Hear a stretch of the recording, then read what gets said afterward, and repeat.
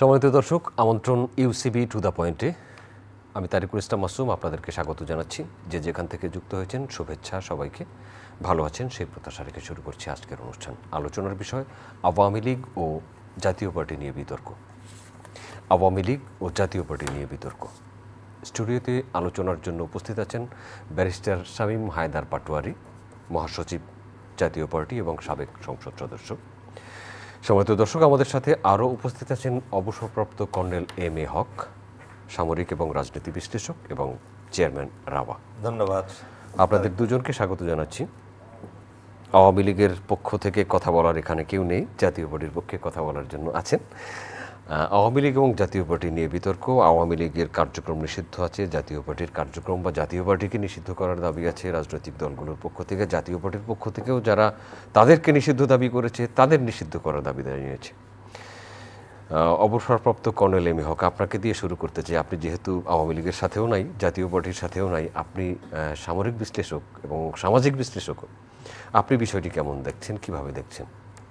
এই মুহূর্তে জাতীয় পার্টি এবং গণ অধিকার পরিষদ মুখোমুখি জায়গায়, এর নিয়ে অনেক ঘটনা ঘটেছে, দর্শকও জানে আমাদের চেয়ে বেশি। আপনি শুরু করুন। বিসমিল্লাহির রহমানির রহিম। আমার আন্তরিক ধন্যবাদ তারেক ভাই আপনাকে। একই সাথে আমি কাকতালীয়ভাবে আমি কল্পনা করতে পারিনি যে আমার একজন প্রিয় মানুষ, যাকে আমি খুব পছন্দ করি, রাজনৈতিক মতপার্থক্য থাকতে পারে, বাট আমি ব্যারিস্টার শামীম পাটোয়ারিকে অত্যন্ত সজ্জন ব্যক্তি হিসেবে ওনাকে শ্রদ্ধা করি, ভালোবাসি।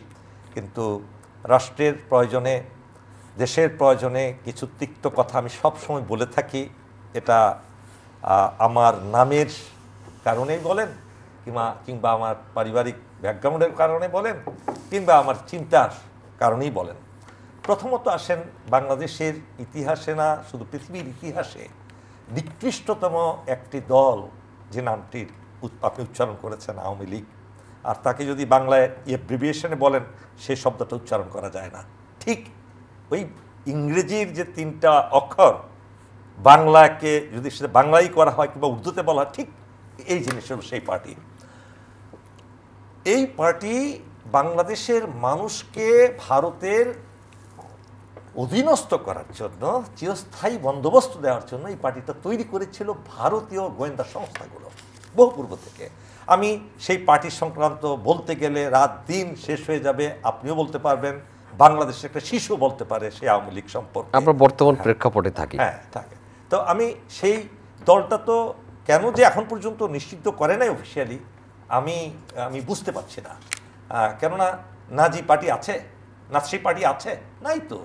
এই পৃথিবীতে যারা নিজের জাতিকে নিজের ধ্বংস করে দেয়, দিনে দুপুরে নিজের নাগরিককে গুলি করে হত্যা করে, গুম করে, খুন করে, শিশুদেরকে হত্যা করে, নারীদেরকে হত্যা করে, নারী নির্যাতন করে, নারী দর্শন করে, দেশের ব্যাংক লুট করে, অর্থনীতি ধ্বংস করে, শিক্ষা ব্যবস্থা ধ্বংস করে, বিচার ব্যবস্থা ধ্বংস করে, পুলিশকে ধ্বংস করে, সামরিক বাহিনীকে ধ্বংস করে, শ্রমিকদেরকে ধ্বংস করে, সেই দল টিকে থাকার কোনো মানে নাই। এক একটা লোক যারা আওয়ামী লীগ করেছে, প্রত্যেকটা মন্ত্রী এক একজন হাজার হাজার না বিলিয়ন ডলারের মালিক। আজকে নসরুল হামিদ বিপুর একটা ঘটনা দেখলাম, বাংলাদেশের 1 বছরের বাজেটের টাকা সে চুরি করেছে বাংলাদেশ থেকে, বিদ্যুৎ প্রতিমন্ত্রী থাকাকালীন। আমি জানি পাটোয়ারি ভাইও আমাকে এই ব্যাপারে একই আমার সাথে মত পোষণ করেন, মানে উনিও vehemently he used to oppose this thing in the parliament. That's why I like him. এই যে পার্টিটার কথা বললাম, সেই পার্টিটা নিয়ে যাব না। এখন আসেন, আমি জাতীয় পার্টির সম্পর্কে একটু বলি। আমরা যখন বাংলাদেশ সেনাবাহিনীতে কমিশন লাভ করি, তখন জেনারেল হোসাইন মোহাম্মদ এরশাদের মার্শাল চলছিল 83 সালে। আমরা 82 সালে ঢুকি জানুয়ারিতে, 83 সালে কমিশন লাভ করি। এবং জেনারেল হোসাইন মোহাম্মদ এরশাদ, আমি তাকে যখন প্রথম দেখি একটা মার্শাল ডিউটিতে, আপনার সেটা হলো ময়মনসিংহের দুর্গাপুরে উপজাতীয় সংস্কৃতি কেন্দ্র উদ্বোধন করার জন্য সেই সময় যান উনি হেলিকপ্টারে। আমি সেখানে, আমি মিলিটারি অফিসার হিসেবে আমি ওই পেট্রোলের কিংবা ওই নিরাপত্তার দায়িত্বে ছিলাম সেই সময়। হেলিকপ্টার থেকে নামার সময় আমি স্যারকে রিসিভ করেছিলাম, তাকে দেখে অভিভূত হয়েছিলাম। আমি একটা সুন্দর আর্টিকেল লিখেছিলাম, পত্রিকায়ও সেই ছাপা হয়েছিল, সেনাপতি থেকে রাষ্ট্রপতি জেনারেল এরশাদ। এবং আমরা সেনাবাহিনীতে যখন যারা সামরিক বাহিনীতে যারা চাকরি করতাম, যখন আমরা কমিশন পাই মাত্র 750 টাকা আমাদের বেতন ছিল। আমরা বাসা থেকে টাকা নিয়ে আমরা নিজেদের জীবনযাপন করতাম। জেনারেল এরশাদ এই কষ্টটা বুঝতে পেরে তিনি কিন্তু আমাদের না, শুধু সারা বাংলাদেশের সেই বেতন কমিশনের সবার বেতন বাড়িয়ে দেন। আমাদের ইউনিফর্ম কিনতে হতো অনেক দামে, বুট কিনতে হতো অনেক দামে।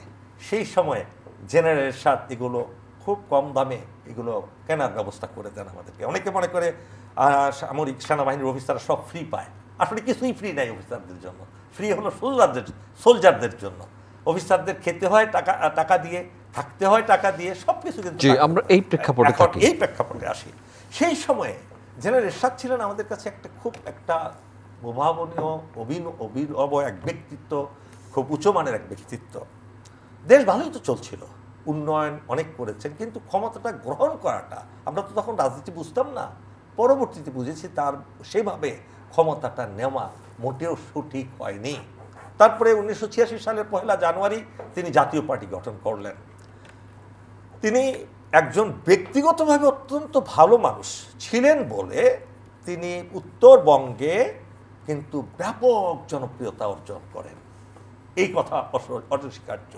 কিন্তু পলিটিক্সের ক্ষেত্রে যদি বলেন, রাজনীতির কথা যদি বলেন, জেনারেল এরশাদের যেই পদ্ধতিতে উনি ক্ষমতা গ্রহণ করেছেন এটা কখনো কোনোভাবে সঠিক বলে আমি মনে করি না, যখন আমি বুঝতে পারলাম।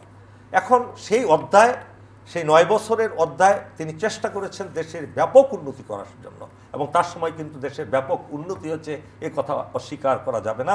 আবার তিনি দুর্নীতিগ্রস্ত হওয়ার জন্য কিন্তু কাউকে বাধা দেননি, এটাও একটা বিষয় সেই সময়ে আলোচিত ছিল, সমালোচিত ছিল। পরবর্তীতে জাতীয় পার্টির অধপতন ঘটে এই আওয়ামী লীগকে সহায়তা করার জন্য।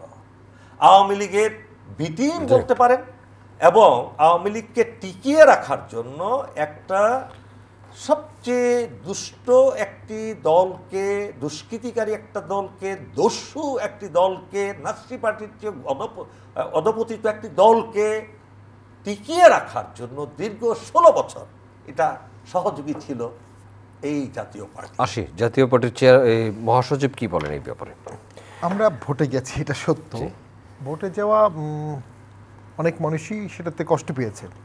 ভোটে যাওয়া তার কোনো ফৌজদারি অপরাধ না।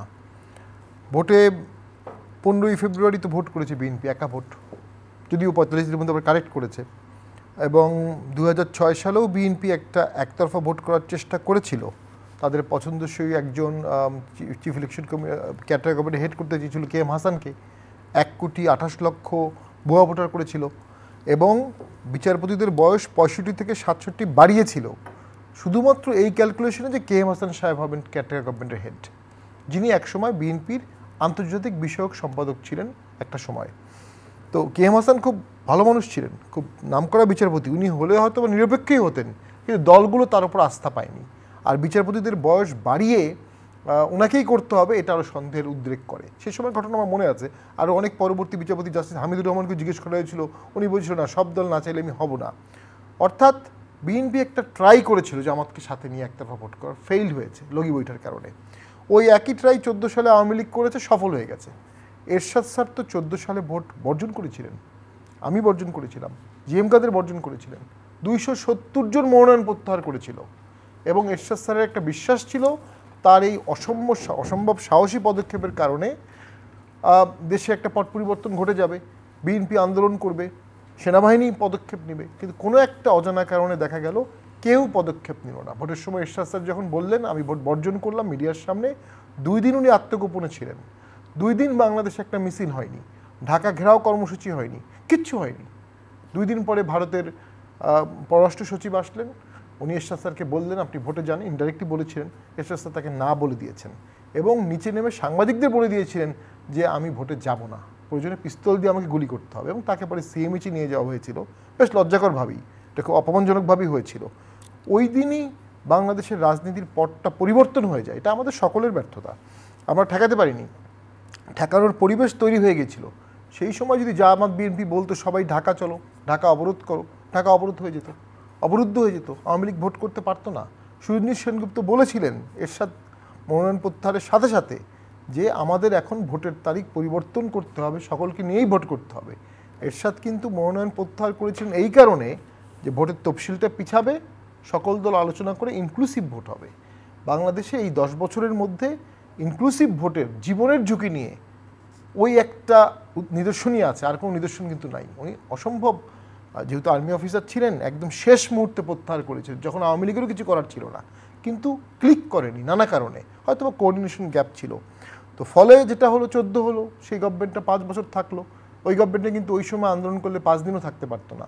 18 হলো, 24 হলো, 14-র পরে স্বাভাবিকভাবেই জাতীয় পার্টি আর জাতীয় পার্টির নিয়ন্ত্রণে ছিল না, জাতীয় পার্টির সিদ্ধান্তগুলোও জাতীয় পার্টি নিতে পারতো না। তো সেক্ষেত্রে এখন আমরা আমাদের সিদ্ধান্ত নেওয়ার চেষ্টা করছি এবং এখন আমরা পারছি, আমরা অনুভব করছি। তো আমরা অবশ্যই, যদি গণতন্ত্র থাকে তাহলে বহু দল থাকবে, বহুমত থাকবে, যেটা আওয়ামী লীগ বিশ্বাস করেনি বলে আজকে তাদের এই অবস্থা। এখন জাতীয় পার্টিও থাকবে বাংলাদেশে। আওয়ামী লীগ যদি অফিসিয়ালি ব্যান আছে এখন টেম্পোরারি, তাদের ভোটাররা তো আছে, তাদের সমর্থক তো আছে, তারা তো নাগরিক এবং সাংবিধানিকভাবে তাদের কিন্তু ভোট দেওয়ার অধিকার আছে, ভোট করারও অধিকার আছে স্বতন্ত্র অথবা অন্য কোনো দলে। এই জিনিসগুলো যত কষ্টই লাগুক, যারা ভিকটিম হয়েছে, যাদের ছেলে মারা গেছে, মেয়ে মারা গেছে, যারা টর্চার হয়েছে চাকরিতে বিভিন্নভাবে, তাদের পক্ষে আইডিয়াগুলো মানা খুবই কঠিন। কিন্তু এই আইডিয়াগুলো মানার বিকল্প কি রাষ্ট্রে আর কিছু আছে? একটা রাষ্ট্র কি 25% লোককে বাদ দিয়ে চিন্তা করতে পারবে? একটা রাষ্ট্র কি একতরফা আরেকটা ভোট এফোর্ড করতে পারবে ফুল একতরফা? তো সেটার ক্ষেত্রে তো একটা গোল্ডেন মিনস বের করতে হবে। হক ভাইদের মতো সিনিয়র লোকজনদেরকে একটা উপায় বের করতে হবে, যেখানে অবিতব্য স্বৈরতন্ত্রও সৃষ্টি হবে না, আবার একটা একতরফা ভোটও হবে না, মোটামুটি একটা ইনক্লুসিভ ভোট হয়ে দেশটা বাঁচবে। দেশটা তো বাঁচাতে হবে। আমরা যদি একটা 14 সালের ভোট হয়ে 10 বছর এই ফেজ যায়, আবার আরেকটাও একই রকম ভোট হয়ে আবার 10 বছর ফেজ যায়, তাহলে তো এই রোটেশনে বাংলাদেশ ঘুরবে। এই রোটেশনে যদি বাংলাদেশ ঘুরে, বাংলাদেশ তো আর বাংলাদেশ থাকবে না। দেশ আমাদের, মাটি আমাদের, যুদ্ধ করবে অন্য দেশ, এখানে মারা যাবে মানুষের মানুষ, ক্ষতি হবে বাংলাদেশের। এটা পলিটিশিয়ানদের ফেইলর, আমাদের ফেইলর সত্য, কিন্তু সকলে মিলে তো এখনই সময় ছিল একটা ঐক্যমত সৃষ্টি করার, একটা ফরেন পলিসির ঐক্যমত সৃষ্টি করার, যে আমরা এইটুকু রিলেশন রাখবো অমুক দেশের সাথে, ওইটুকু রাখবো না। আমাদের আভ্যন্তরীণ ভোটে আমরা কোনো অন্য কোনো দেশের হস্তক্ষেপ চাই না, ফেয়ার ভোট হবে, ফেয়ার ভোটে যে আসবে সে আসবে, যেটা হয়নি। তো একবার যদি আমরা এটা সবাই মিলে ঐক্যমত সৃষ্টি করতে পারতাম, তাহলে কিন্তু আর কোনো অসুবিধা। এখন ভারতের কথা আমি বলি, ভারতে দেখেন রাশিয়া তো জওহরলাল নেহরুর পার্সোনাল ফ্রেন্ড ছিল সেই সময়ের রাশিয়া, বিজেপি এসে কিন্তু রাশিয়ার সাথে ফ্রেন্ডশিপ পরিপূর্ণ রেখেছে। আরএসএস তো টোটাল অ্যান্টি কংগ্রেস, কিন্তু যখন চায়নার সাথে যুদ্ধ হলো তখন দিল্লিতে ট্রাফিক লোক সংকট হয়ে গেছে, তখন আরএসএসকে কংগ্রেস এঙ্গেজ করেছিল দিল্লির ট্রাফিক হিসাবে। আরেকবার যুদ্ধের সময় কুচকাওয়াজ করার লোক ছিল না, ইন্ডিয়ান সোলজার তখন কম ছিল, কংগ্রেসের আমলে আরএসএস গিয়ে কুচকাওয়াজ করে দিয়ে আসছে। তো ওই জায়গায় কেন আমরা উত্তীর্ণ হতে পারছি না, যে আমরা আমাদের ব্যক্তিগত মতের বাইরে রাষ্ট্রীয় মত কোনটা কোনটা, রাষ্ট্রের কোনটা কোনটা দরকার, রাষ্ট্রের ফান্ডামেন্টাল জায়গাগুলোতে সবাই কেন এক হতে পারি না? এইটা এখন হক ভাইদের মতো লোকদেরকে নেতৃত্ব দিতে হবে। ওনার মতো লোক যদি বলেন, উনি খুব আউটস্পোকেন, ডেফিনেটলি একটা সহাবস্থান লাগবে, বিচার হবে এবং সহাবস্থান, বিচার সহাবস্থান এই দুটো কিন্তু একসাথে থাকতে হবে। আমি বিচার করলাম কিন্তু সহাবস্থান দিলাম না, ওটা কিন্তু তাহলে ডাবল পানিশমেন্ট হলো। আপনাকে ধন্যবাদ এম এ হক। বিচার করলাম, সহাবস্থান দিলাম না, একতরফা আরেকটা ভোট কি এফোর্ড করতে পারবে বাংলাদেশ? দেখুন, একতরফা তো কখনো ভোট হয় না, সেটা শুধু আওয়ামী লীগ করেছে। যেগুলো পৃথিবীতে কোনো মানুষই করতে পারে না, সেটা আওয়ামী লীগ করতে পারে। তো এখন তো আর আওয়ামী লীগ নাই, হ্যাঁ। তো এখন সন্দেহটা আমাদের ভিন্ন জায়গায়। কথায় বলে না, চোরে চোরে মাসতো ভাই। আজকে জাতীয় পার্টির বিরুদ্ধে সারা দেশবাসী কেন বলছে? আজকে আমি শামীম পাটোয়ারি ভাইয়ের সাথে একটা কথার সাথে দ্বিমত পোষণ করি, 25% ভোট তাহলে কোথায় যাবে? হ্যাঁ, 25% ভোট যদি বাবা মারা যায়, সম্পত্তি কি ভাইরা ভাগ ভাগ করে নেয় না? ভাগভাগি তো হয়। 25% লোক তাদের তওবা পড়ে, তারা যে অপরাধ করেছে এটা স্বীকার করে তারা ভালো মানুষ হয়ে যাবে, কিন্তু সেই দুর্বৃত্তের সাথে তো থাকতে পারবে না তারা। এখন আমরা আশঙ্কা করছি, যারা দেশ নিয়ে চিন্তা করি, দেশের মানুষ নিয়ে চিন্তা করছি, যে এই জাতীয় পার্টিকে ভর করে আবার কি সেই ফ্যাসিস্ট আওয়ামী লীগের উত্থান হয় কিনা, সেটা সন্দেহান। আমি জানি না পাটোয়ারি ভাই একা সেটা প্রতিহত করতে পারবেন কি পারবেন না। আমি তো জানি ওনার মতো একজন ন্যায়পরায়ণ একজন মানুষ কখনো অন্যায়কে প্রশ্রয় দিবেন না। উনি তো নিজে দেখেছেন সেই পার্টির প্রত্যেকটা লোক কি করেছে আমি একটা আগে বলেছি, সেই প্রসঙ্গে আর নাই যাই। যখন একটা দেশে বিচার প্রক্রিয়াটা চলমান, তাদের অপরাধের বিচার, তাদের অপরাধের তদন্ত, এই দেশটাকে ধ্বংস করার যে তদন্ত, এগুলো চলছে, সেই সময়ে তো আমার মনে হয় যারা আমি বিতর্কিত এবং সবাই সন্দেহ করে কিংবা প্রমাণিত সত্য আছে এরকম অনেক কিছু, সেক্ষেত্রে এটা নিয়ে ওকালতি করাও আমি মনে করি সঠিক হবে না। পুরো দেশবাসী আগে জানুক, সরকার বলুক যে তাদের অপরাধ কি, সেই অপরাধগুলো সঠিকভাবে যাচাই করা হোক, যাচাই করে যদি প্রমাণিত হয় তাদেরকে নিষিদ্ধ করা হবে, এবং সেই নিষিদ্ধ করা যত দেরি হবে দেশের মধ্যে তখন আরও বেশি সাংঘর্ষিক পরিবেশ সৃষ্টি হবে। কেন সৃষ্টি হবে? আপনি দেখুন, আজকে আমাদের বাচ্চাদের কিন্তু আপনি কোনো কিছু শিশু গমালো, পারু জুড়ালো, ওই গল্প কাহিনী বলে বর্গি এলো দেশে ঘুমাতে পারাবেন না। কেননা আজকে জানে ইয়াং বাচ্চারা যেভাবে কথা বলে, যে ট্যালেন্টেড তারা কিন্তু আজকে প্রত্যেকটা ব্যক্তির, প্রত্যেকটা মানুষের চারিত্রিক বৈশিষ্ট্যগুলো তারা বুঝতে পারে, অনুভব করতে পারে ভিতরে, এবং তারা সত্যকে তারা পছন্দ করে। আজকে ইউনিভার্সিটিতে আপনি দেখেন নবজাগরণ সৃষ্টি হয়েছে, কত কোঅপারেশন প্রত্যেকের মধ্যে, মারামারি তো হয়নি এখন পর্যন্ত, ডাকসু ইলেকশন হয়েছে, যেটা হয়েছে একেবারে সুন্দরভাবে পরিবেশ তারা রক্ষা করছে, কিন্তু সঠিকভাবে তারা নির্বাচনে গিয়ে যাচ্ছে। Day after tomorrow there will be election ইনশাআল্লাহ, এবং সেটা দিয়ে একটা তারা উদাহরণ সৃষ্টি করবে। এখন আপনি এই বাচ্চাদেরকে বোঝাবেন কিভাবে, যারা ক্ষতিগ্রস্ত হয়েছে এই দীর্ঘ 16 বছর, যাদের জীবন ছিল না, যাদের পুরো পারিবারিক ব্যবস্থা পুরো ধ্বংস করে দিয়ে গেছে সেই ফ্যাসিস্ট এবং ফ্যাসিস্টের সহযোগী জাতীয় পার্টি, এটা কিভাবে আপনি অস্বীকার করবেন? আপনি অস্বীকার করতে পারবেন? আমি তো একটা বিব্রত অবস্থায় পড়েছি শুধু শামীম পাটোয়ারী ভাইকে নিয়ে, না হলে আজকে আমি আমার কথার যে বান আপনি অগ্নিস্ফুলিঙ্গ হতো, আমি সেটা দিতে পারছি না আজকে।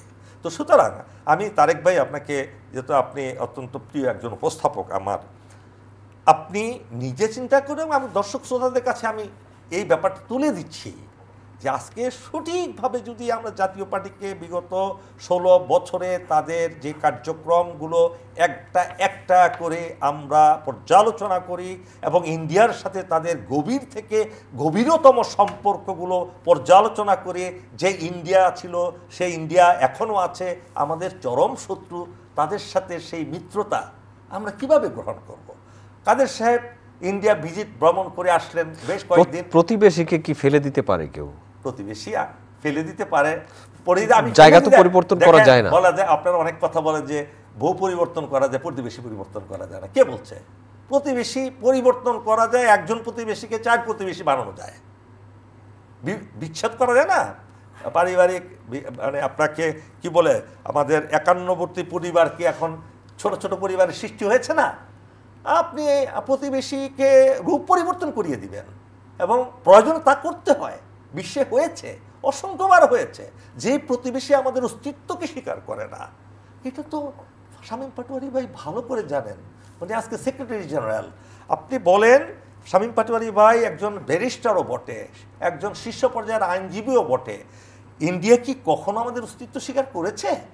তারা তো যে কোনো মূল্যে এই দেশটাকে দখল করে চিরস্থায়ীভাবে তাদের গলদকরণ করার জন্য করছে।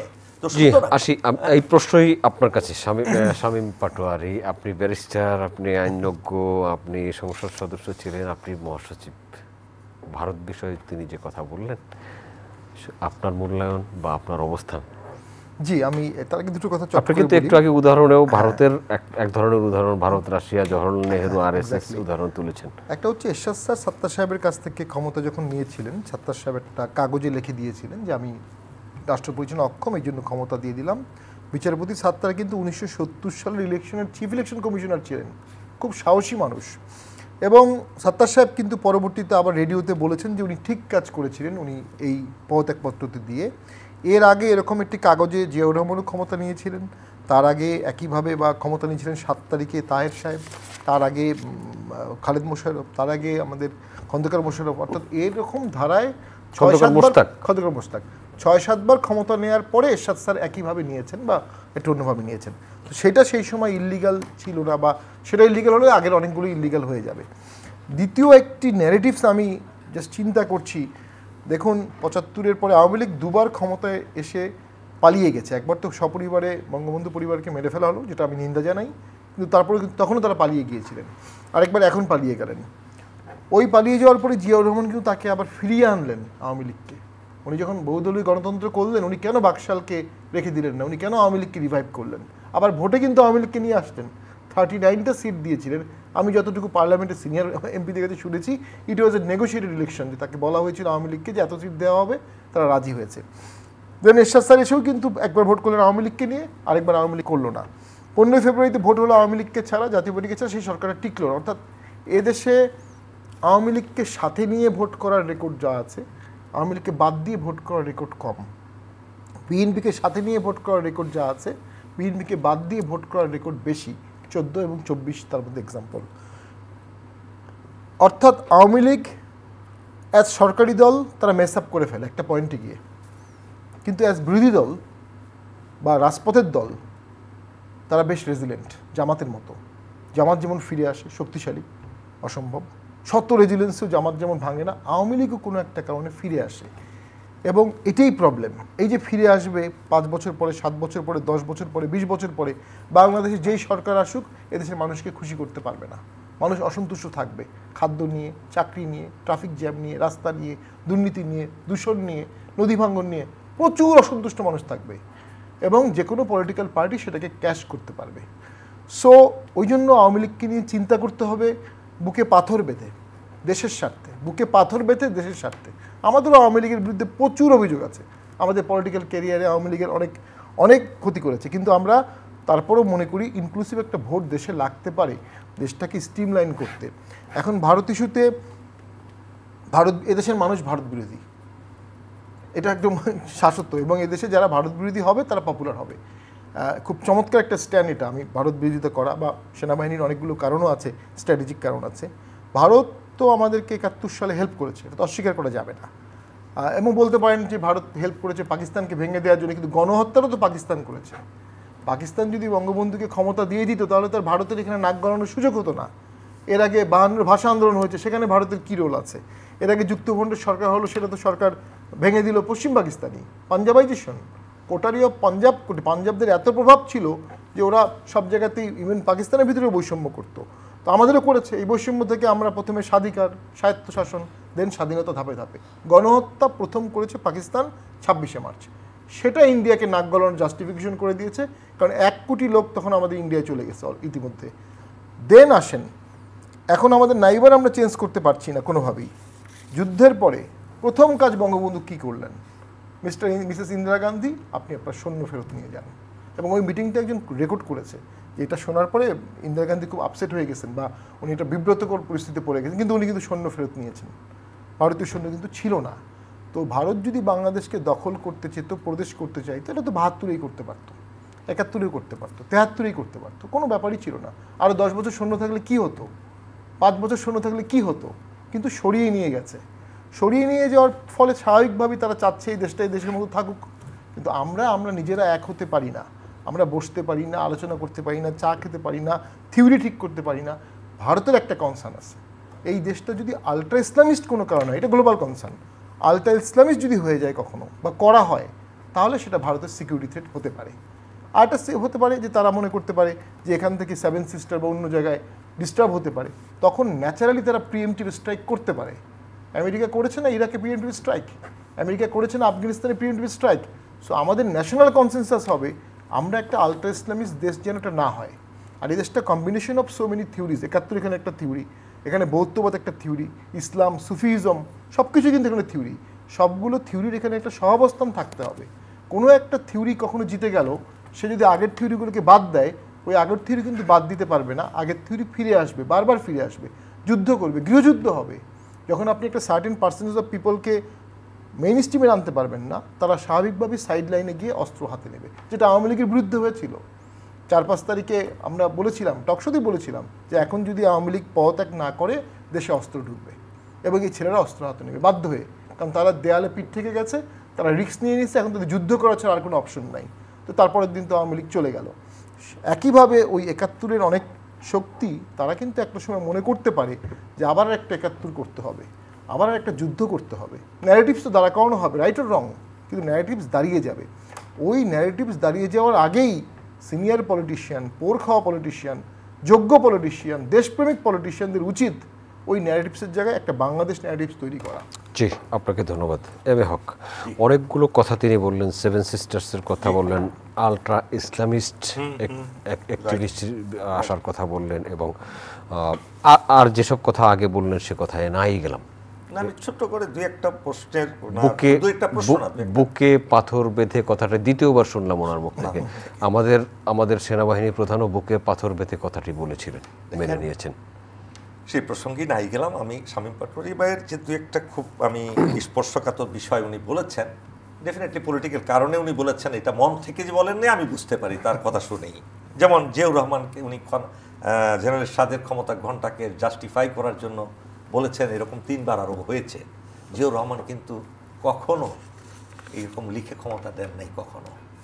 জিয়াউর রহমানকে জনগণ বসিয়েছে একটা ভিক্ষুবমের মধ্যে, যখন দেশে কোনো পলিটিক্যাল পার্টি ছিল না।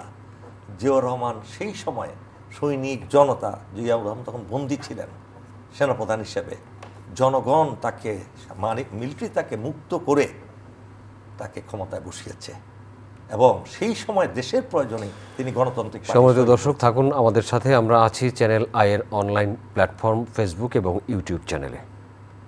জি, আপনি। সুতরাং আমি আমার শ্রদ্ধেয় ভাইকে এখানে একটু কারেকশন করে দিয়েছি, জিয়াউর রহমান সেভাবে নেন। দ্বিতীয় পয়েন্ট উনি যেটা বললেন ভারত সম্পর্কে, আর আওয়ামী লীগকে ইনক্লুসিভ নির্বাচন করার জন্য, আমার খুবই খারাপ লাগছে ভাইয়ের কাছে এই কথাটা শুনে।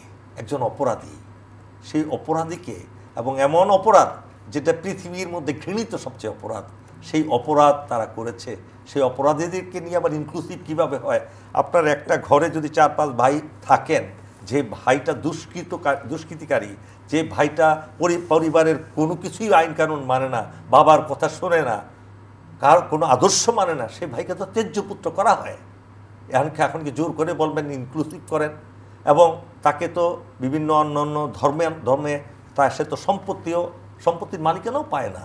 সুতরাং এটা আসলে সঠিক বলছেন না, আমি মনে করি দেশের ক্ষতিকর একটা, এটা ইন্ডিয়ান একটা চাপানো বুলি জাতীয়। তাইলে আমরা এই কথার মাধ্যমে আমরা বুঝতে পারছি জাতীয় পার্টি চাচ্ছে আবার আওয়ামী লীগের সেই ফ্যাসিস্ট একটি দলকে পুনর্জীবিত করার একটা পরিকল্পনা নিয়ে তারা মাঠে নামছে, যেটার জন্য আজকে বাংলাদেশে কিছু সংখ্যক রাজনৈতিক দল ভেহেমেন্টলি অপোজ করছে। সুতরাং আমি শ্রদ্ধেয় পাটোয়ারী ভাইকে বলবো একজন সেক্রেটারি জেনারেল হিসাবে রিথিঙ্ক করার জন্য, নাহলে আপনাদের অস্তিত্ব নিয়েও কিন্তু সংকটে পড়বেন যদি আপনার আরেকজন অপরাধীকে বাঁচাতে যান। মনে রাখবেন, অন্যায় যে করে, অন্যায় যে সহে, তব ঘৃণা তারে যেন তৃণ সমদহে। এই ছোটোবেলা সেই কবিতাটা পড়েছিলাম। সুতরাং আপনারও কিন্তু সেই সহযোগিতা আছেনই, তারপর যদি আবার তাদেরকে সহযোগিতা করেন এখন, এটা কিন্তু দেশবাসী কখনো মেনে নেবে না। আরেকটা কথা বলেছেন উনি, ইন্ডিয়াকে কোনোভাবেই আপনারা এভাবে ওপেনলি সাপোর্ট করতে পারেন না, যে দেশটা আমাদের অস্তিত্ব স্বীকার করে না। আপনি বলেছেন 1971 সালে আমাদেরকে সহযোগিতা করেছে। 1971 সালের পুরো পটভূমি তৈরি তো করে দিয়েছে ইন্ডিয়া।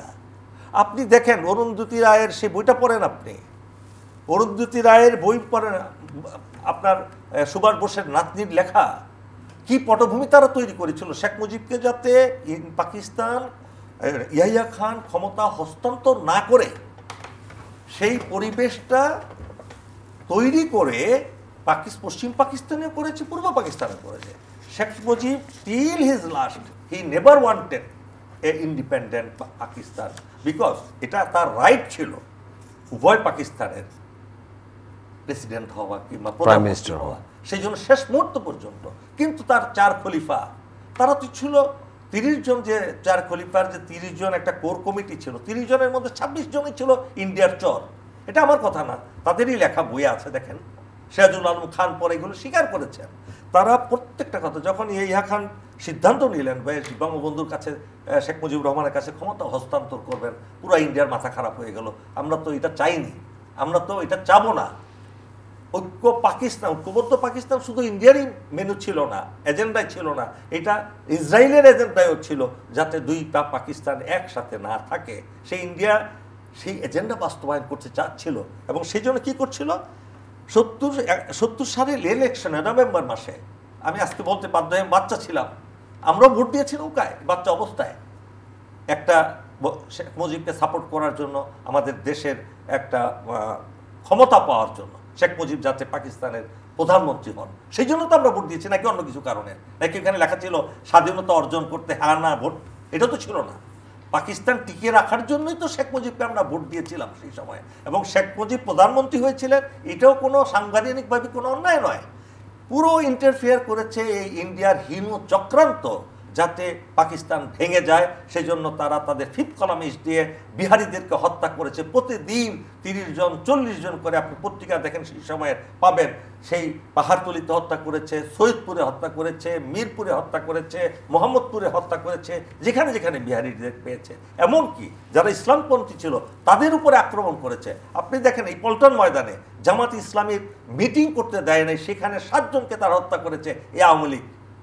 পত্রিকায় দেখেন, আমি এগুলো পড়েছি, শামীম ভাই আমার চেয়ে আরো ভালো জানবেন এই সমস্ত ব্যাপারগুলো। এগুলো কারা করেছে? ইন্ডিয়া করেছে, যাতে ঐক্যবদ্ধ পাকিস্তান না থাকে। কেন না থাকে? তারা তাদের জাতীয় স্বার্থে সেটা করেছে, কারণ তাদের জন্য একটা বিশাল থ্রেট ছিল। যদি পাকিস্তান আমরা বর্তমান অবস্থা নিয়ে আলোচনা করতে এটা গেল। সুতরাং আমি বলবো যে কোনোভাবেই আমাদেরকে ইন্ডিয়ার প্রতি দুর্বল হওয়াটা আমাদের স্বাধীনতার চেতনার পক্ষে যায় না। তৃতীয়ত, উনি আলট্রা ইসলামিস্টের কথা বললেন।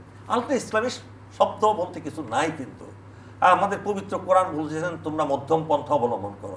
আল্লাহ বলছেন, যে আল্লাহ কোরআন সৃষ্টি করেছেন, যে আল্লাহ ইসলাম সৃষ্টি করেছেন মানুষের মুক্তির জন্য, সেখানে আলট্রা বলতে আবার কি আছে? ইসলাম বলছে মধ্যম পন্থা। সেই মধ্যম পন্থার ইসলাম এই বাংলাদেশে বহু হাজার বছর আগে থেকেই ছিল। নতুন করে এটাকে একটা টার্মিনোলজি আলট্রা রিলিজিয়াস যদি কেউ থাকে পৃথিবীতে, সেটা ইন্ডিয়াতে আছে বিজেপি। সেই বিজেপির সাথে আপনারা কিভাবে সম্পর্ক রাখেন, যে বিজেপি হাজার হাজার মুসলমানকে উচ্ছেদ করছে, হত্যা করছে? শামীম পাটোয়ারি ভাই, আমি আপনার সাথে একটু যুক্ত করি। এই আমরা যখন কথা বলছি তার আগের দিন পবিত্র ঈদে মিলাদুন্নবী সাল্লাল্লাহু আলাইহি সাল্লাম পালিত হয়েছে, জশ্নে জুলুস হয়েছে। সেখানে কিন্তু এক গোষ্ঠীকে, তারাও মুসলমান, আর এক গোষ্ঠী ফটিকছড়ি মাদ্রাসা থেকে আক্রমণ করা হয়েছে, অথবা বলা হয়েছে ফটিকছড়ি মাদ্রাসায় আক্রমণ করা। দুই পক্ষ থেকে দুই রকম কথা বলেছে, সেটা কিন্তু মুসলমানদের মধ্যেই। আবার আমাদের ইমান আকিদা রক্ষা কমিটির নামে রাজবাড়িতে একজনের লাশ তুলে পুড়িয়ে দেওয়া হয়েছে। এই ভিডিওসগুলো, এই ছবিগুলো, এই নিউজগুলো ইন্টারন্যাশনালি কিন্তু অনেক ইফেক্ট করে বাংলাদেশে। আমি ওইটাতেই হয়তো শামীম পাটোয়ারি ভাই ওই কথাগুলো বলেছেন, আমি যতটুকু বুঝতে পারছি। অল্প বিদ্যা ভয়ঙ্করী, little learning is very dangerous. ইসলামের পরিপক্কতা না থাকার কারণে এই সুযোগটা গ্রহণ করে ইন্টারন্যাশনাল কনস্পিরেসি যারা করে, ইন্টেলিজেন্স গোয়েন্দারা এই সুযোগটা গ্রহণ করে। গোয়েন্দারা চায় বাংলাদেশে ধর্মীয় উন্মাদনা দেখানোর জন্য, এবং তারা বেছে নেয় কাদেরকে? যাদের জ্ঞান কম। আপনি একটা অশিক্ষিত লোককে কিন্তু একটা লোভ দেখিয়ে, কিংবা তাকে সে যদি চারিত্রিকভাবে নৈতিক মূল্যবোধের শক্তিশালী না হয়, তাহলে কিন্তু অল্পতেই তাকে আপনি বুঝিয়ে একটা খারাপ কাজ করাতে পারবেন। ঠিক সেই জিনিসগুলো হচ্ছে, এবং এমন এমন ভয়ঙ্কর কাজগুলো তারা করে। যেমন আমি কথার কথা বলি, ইসলাম কিন্তু একটা খুব পরিচ্ছন্ন ধর্ম। এখানে কিন্তু কোনো আপনার কোনো ধরনের জটিলতা নাই, একেবারে সহজ সরল, স্ট্রেট ফরওয়ার্ড। কোনো আপনি বক্র চিন্তা করতে পারবেন না। আপনি সূরা ফাতিহাতে পড়ছেন, ইয়াকা নাবুদু ওয়া ইয়াকা নাস্তাইন, ইহদিনাস সিরাতাল মুস্তাকিম, আমাদেরকে সহজ সরল পথে পরিচালিত করো। আপনি তো প্রত্যেক দিনই বলছেন সহজ সরল, আপনি কেন বক্রতায় যাবেন? এখন কয়জন মুসলমান আলহামদু সূরার বা সূরা ফাতিহার অনুবাদ জেনে পড়ে? এখানেই তো শামীম পাটোয়ারি ভাইদের ব্যর্থতা। ওনারা নিজেরা নিজেদের আদর্শকে ভুলে গিয়ে ইন্ডিয়ার শেখানো আদর্শকে অনুসরণ করেন। আল্লাহর শেখানো আদর্শকে, ওনার সৃষ্টিকর্তার আদর্শকে অনুসরণ না করে অন্য দেশ থেকে তারা আদর্শ আমদানি করে সেই আদর্শ দিয়ে রাষ্ট্র পরিচালনা করতে চায়। আচ্ছা, আমরা শেষ করব। সুতরাং আমি শেষ করছি। আমি বলবো কি, এই যে এখন শেষ কথায় আমি বলে দিচ্ছি, কোনোভাবেই বাংলাদেশ শান্তি আসবে না। আপনি এই আইফোনের, অ্যাপেল ফোনের সফটওয়্যার, আইফোনের সফটওয়্যার দিয়েই চালাতে হবে, অ্যান্ড্রয়েড দিয়ে চালাতে পারবেন না। বাংলাদেশ চালাতে গেলে 93% মুসলমানের যে আদর্শ সেটা হলো ইসলাম। ইন্নাদ দীনা ইনদাল্লাহিল ইসলাম। আপনার সৃষ্টিকর্তা, আমার সৃষ্টিকর্তা, আমাদের শামীম পাটোয়ারি ভাইয়ের সৃষ্টিকর্তা, ক্যামেরাম্যানদের সৃষ্টিকর্তা আল্লাহ রাব্বুল আলামিন বলেছেন যে তোমাদের জন্য তো জীবন ব্যবস্থা একটা দিয়েছি আমি। আর উনি আমাদেরকে সৃষ্টি করতে পারলেন, আমাদের রাষ্ট্র পরিচালনা কীভাবে করতে হবে এটা দিতে পারবেন না আল্লাহ, না? সেটা দাঁড় করতে হবে লেনিন থেকে, কার্ল মার্কস থেকে, ইন্ডিয়ার বিজেপি থেকে, পাকিস্তান থেকে, জাপান থেকে। কেন? আল্লাহ কি এতই অথর্ব? নাউজুবিল্লাহ মিন যালিক। আমাদের সংবিধান তো আসছে ইংল্যান্ড থেকে। হ্যাঁ হ্যাঁ, বাংলাদেশের সংবিধান আসছে ইংল্যান্ড থেকে। সংবিধান তো আছেই পবিত্র কোরআন। আপনার পবিত্র কোরআনের উপর কোনো সংবিধান আছে নাকি? আপনার কোরআনই আইন, শুধু একটা আইন আজকে চালু করেন না যে চুরি করলে হাত কাটা হবে। ইসলামী রাষ্ট্র নামে পৃথিবীতে দুইটা আছে, ইরান এবং পাকিস্তান। আর কোথাও কিন্তু মুসলিম সংখ্যাগরিষ্ঠ অনেক দেশ আছে। তারিকুল ইসলাম, তারেক, আমার নাম তো আব্দুল হক। নাম থাকলে কি যে যারা ধর্মবিদ্বেষে তাদের নাম তো ইসলাম, কি বলে, শামসুল ইসলাম। ধর্মে বিশ্বাস করে না, নাম তো শামসুল ইসলাম, ইসলামের সূর্য। নাম দিয়ে তো কাজ হয় না, কাজ হবে মানে কাজ দিয়ে কাজ হবে, বুঝতে পারেন? কাজের মাধ্যমে প্রমাণিত হবে। আজকে মানুষের বাংলাদেশের নৈতিক চরিত্র যদি উন্নত করা না যায়, মানুষের নৈতিক চরিত্র যদি পরিবর্তন না করা যায়, রাজনীতিবিদের নৈতিক চরিত্র যদি আপনি উন্নত না করতে পারেন, তারা যদি আল্লাহকে না ভয় করে, মৃত্যুকে না ভয় করে, কিয়ামত পর্যন্ত বাংলাদেশ। আপনাকে ধন্যবাদ শামীম পাটোয়ারি। আমরা শেষ করব, অনেকগুলো টপিক আপনার সামনে দিয়ে দিয়েছেন এম এ হক। অবশ্যই ইসলাম একটা অসাধারণ ধর্ম। ইসলামের যে বিজয়ের ইতিহাস, পৃথিবীর অর্ধেকটা দখল করা, বহুত্ববাদ, সব অবস্থা, অসাধারণ এক্সাম্পল আছে। এই রিজনে প্রবলেমটা হয়ে গেছে, ইন্ডিয়া পাকিস্তান দুটো দেশ ভাগ হলো ধর্মের ভিত্তিতে একদম টোটালি। এবং যে বাঙালিরা খুব স্বল্প সময়ের মধ্যেই জিন্না সাহেবের টু নেশনস থিওরি ফলো করে লাড়কেলেঙ্গে পাকিস্তান, মুজিবুর রহমান বলেছে, তাজউদ্দিন সাহেব বলেছে, এরা বলে পাকিস্তান সৃষ্টি করেছে। এবং আপনি জেনে অবাক হবেন, পাকিস্তানের পক্ষে, পাকিস্তান সৃষ্টিতে পাকিস্তানে যে পরিমাণ ভোট ছিল, 47 সালে বাংলাদেশে তার থেকে বেশি ভোট ছিল। বাংলাদেশে একটা ভোট হয়েছিল যে বাংলাদেশ কোন দিকে যাবে, বেশি ভোট ছিল ওখানকার থেকে, এখানে বেশি ছিল। কিন্তু সেখানে ফাটল ধরল কোথায়? এই রিজনে ইসলামের ক্ষতি করলো পাকিস্তান। কারণ 71 সালে তারা গণহত্যা করলো, রেপ করলো। এটা জুলফিকার আলী ভুট্টোর নাতির বই আছে, songs of swords and blood, ওখানে উনি রেপের ডিটেলস বিবরণ দিয়েছে, ফাতিমা ভুট্টো। তো অসাধারণ একটা বই। রেপ করেছে, মুসলিমকে রেপ করেছে, মুসলিমকে মেরেছে। ইন্ডিয়ান ষড়যন্ত্র থাকতেই পারে, ইন্ডিয়ান ষড়যন্ত্র থাকাটা খুব স্বাভাবিক। কিন্তু 26শে মার্চের গণহত্যাটা কে করলো? পাকিস্তান আর্মি। পরের 9 মাস কে অপারেশন করলো? পাকিস্তান আর্মি। ক্ষমতা দিল না কে? পাকিস্তান। ক্ষমতা দিয়ে দিলেই তো আর কোনো সমস্যা হতো না। জুলফিকার আলী ভুট্টো জড়িত ছিলেন। জুলফিকার আলী ভুট্টো নিজেই তখন বললেন যে আমি পশ্চিম পাকিস্তান রিপ্রেজেন্টেটিভ, আমাকে অর্ধেক দিতে হবে, ক্ষমতা দিতে হবে। হ্যাঁ, সেও দায়ী, জুলফিকার আলী ভুট্টো দায়ী। এবং সেই সময় বিচারপতি হামিদুর রহমানের একটা কমিশন রিপোর্ট আছে, খুবই ইম্পর্টেন্ট কমিশন রিপোর্ট, সেখানে কিন্তু উনি জুলফিকার আলী ভুট্টোকে দায়ী করেছিলেন। এটা অনেকদিন আনপাবলিশ ছিল, সেই জন্যই পরে তার ফাঁসি হয়েছে। সো আমি মনে করি যেটা ষড়যন্ত্র তো থাকবেই, কিন্তু ফ্যাক্টটা তো পাকিস্তানই তো গণহত্যা করেছে। এই দেশের 1 কোটি মানুষ ইন্ডিয়া পালিয়ে গেল কেন? কি হয়েছিল? কিছু একটা তো হয়েছিল, বিশাল ঘটনা। এবং সেই 1 কোটি লোককে ইন্ডিয়া সেই সময় যদি আশ্রয় না দিত, তাহলে আরও অনেক বেশি মানুষ মারা যেত। এবং তাজউদ্দিন সাহেবের মেয়ের একটা বই আছে, সেখানে কিন্তু তিনি বলেছেন, তাজউদ্দিন সাহেব ইন্ডিয়ায় গিয়ে দেখলেন যে যুদ্ধের বা পাকিস্তান ভাঙার কোনো আলোচনাই মুজিব ভাই করেনি। তার বইয়ের বক্তব্য, শেখ মুজিব পাকিস্তান ভাঙতে চায়নি। উনি মুসলিম লিগার ছিলেন, উনি পাকিস্তান ক্রিয়েট করেছিলেন, উনি 6 দফা চেয়েছিলেন, এটা সত্য। 6 দফাটা উনি ভয়াবহভাবে চেয়েছিলেন।